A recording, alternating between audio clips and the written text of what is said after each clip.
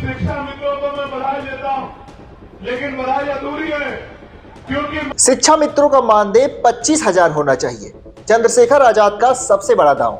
नमस्कार, आप देख रहे हैं सुनाओ और मैं हूं आपके साथ निखिल श्रीवास्तव। उत्तर प्रदेश की सियासत में शिक्षा मित्रों का मुद्दा हमेशा से एक सुलगता हुआ अंगार रहा है।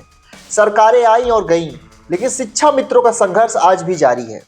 इसी बीच नगीना से सांसद और आजाद समाज पार्टी के संस्थापक चंद्रशेखर आजाद ने जौनपुर में एक ऐसा बयान दिया जिसने यूपी के सियासी गलियारों में हलचल तेज कर दी है।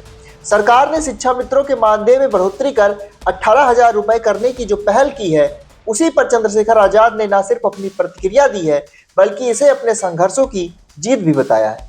आइए सबसे पहले आपको दिखाते हैं कि चंद्रशेखर आजाद ने भरे मंच से आखिर शिक्षा मित्रों को लेकर के क्या कहा।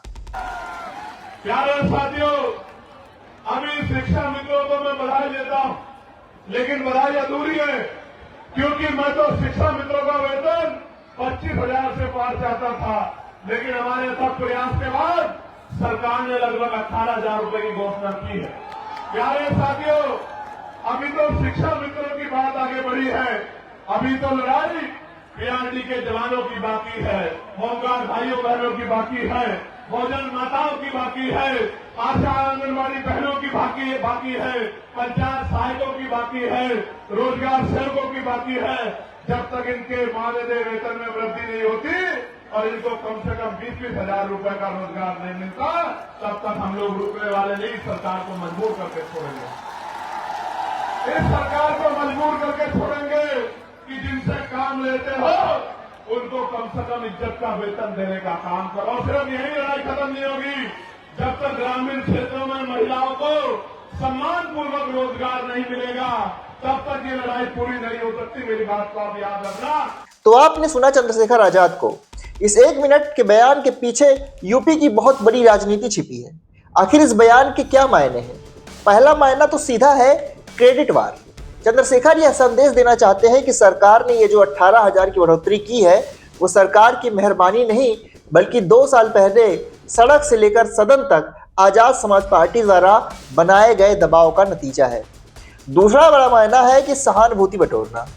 वो साफ कह रहे हैं कि बधाई अधूरी है और वो 25,000 चाहते थे, लेकिन बधाई अधूरी है क्योंकि मैं तो शिक्षा मित्रों का वेतन 25,000 से पार चाहता था, लेकिन हमारे सब प्रयास के बाद सरकार ने लगभग 18,000 रुपए की घोषणा की है।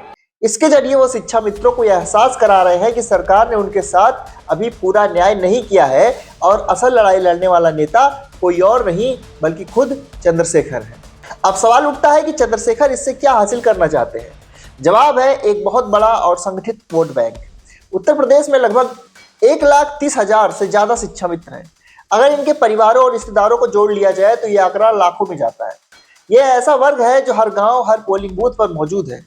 चंद्रशेखर अपनी आजाद समाज पार्टी का विस्तार कर रहे हैं और अब केवल वो दलित राजनीति तक सीमित नहीं रहना चाहते।